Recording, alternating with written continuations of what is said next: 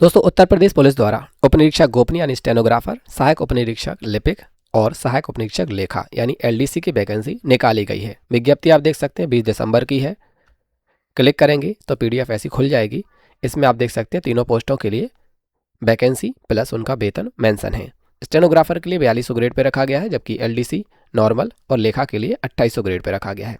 Vacancy यहाँ पर total है और यहाँ कैटेगरी वाइज मेंशन है, सो आप अपने हिसाब से देख सकते हैं।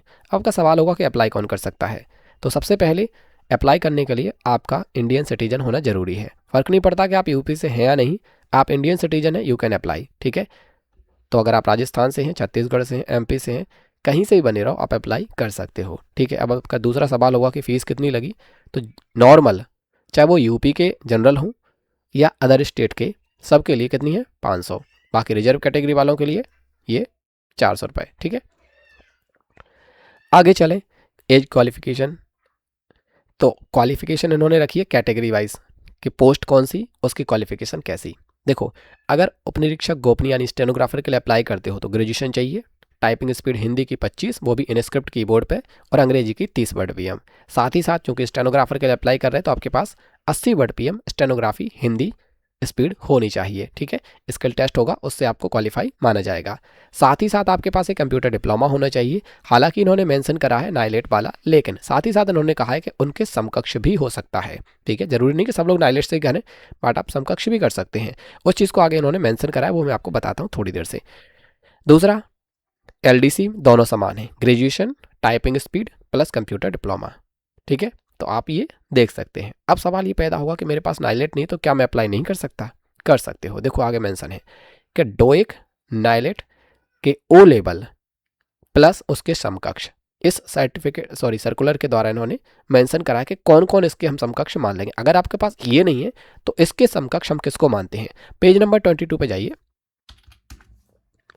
यहाँ पर इन्होंने वही चीज़ मेंशन करी। इन्होंने कहा है कि 1 वर्ष का कोई भी कंप्यूटर डिप्लोमा वो सब मान्य करेंगे। एक लिस्ट जारी करी है, ये सब मान्य है। ADCA, DCA, DOP, something something, जो भी मोस्टली क्या करते हैं डिप्लोमा इन कंप्यूटर एप्लीकेशन यानी डीसीए करते हैं, वो लिस्टेड है यहाँ पे। देखो, डीसीए, पीजीडीसीए कुछ भी बना रहे आप अप्लाई कर सकते हो। बाकी और भी लिस्ट है, अगर आप स्टेट के हिसाब से और भी कुछ करते हो देन वो भी देख लेना, वो काम चल जाएगा अगर लिस्टेड है इसमें तो। ठीक है, ये तो 1 ईयर के हो गए।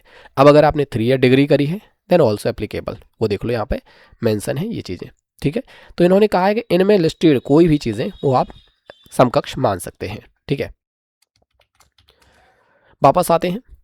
एज लिमिट की अगर हम बात करें तो इनका ये कहना है कि जो जनरल हैं, जनरल से तात्पर्य चाहे यूपी के जनरल हो या अदर स्टेट वाले, अदर स्टेट वालों को रिजर्वेशन नहीं मिलता तो जनरल तो हो ही जाते हैं, प्लस स्टेट के अंदर जो है नॉर्मल वो भी जनरल है, तो उनके लिए फीस भी वही रहेगी 500 रुपये, और एज लिमिट भी वही 21 से 28, न्यूनतम 21 अधिकतम 28।